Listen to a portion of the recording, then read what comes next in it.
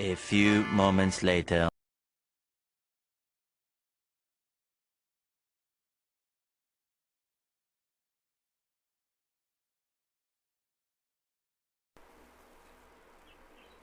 Okay, let's start kung paano maglagay ng hashtag sa taas ng title natin.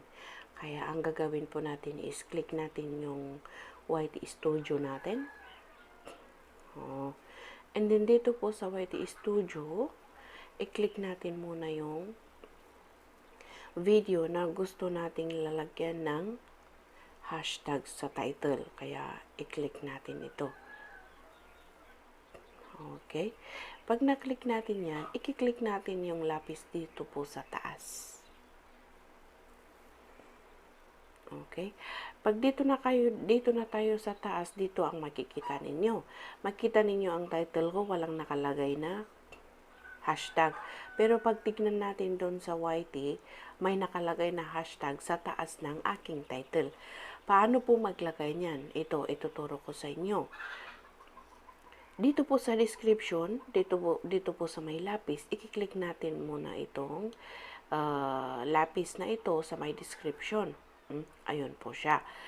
Tapos, pag andito na tayo sa description, yung gusto ninyong ilagay sa taas ng inyong title o yung hashtag na ilalagay ninyo doon, is yan ang ilalagay ninyo sa pinaka-last sa description ninyo. At yan po ang lalabas sa inyong hashtag sa taas ng inyong title. Gaya sa akin na ito is Vedio Lifestyle Intro Maker Editing. Pag maglalagay natin ng hashtag is walang space po siya. Lagyan natin ng number sign and then diretso po yan, walang space. And then, yan ang ilalagay ninyo sa pinaka-last ng inyong description. Kaya, ayun pong inilagay ko is Vedio Lifestyle Intro Maker and then editing. Kaya ang gagawin po natin dito is, kaya ito po ang lalabas sa aking hashtag sa aking title. Kaya, i-click na lang natin at yung hashtag na ilalagay natin is based sa ating content. Kaya itignan nga natin sa tignan natin doon sa YouTube. Okay? Dito na tayo sa YouTube. Punta tayo sa aking channel para tignan natin kung meron na yung aking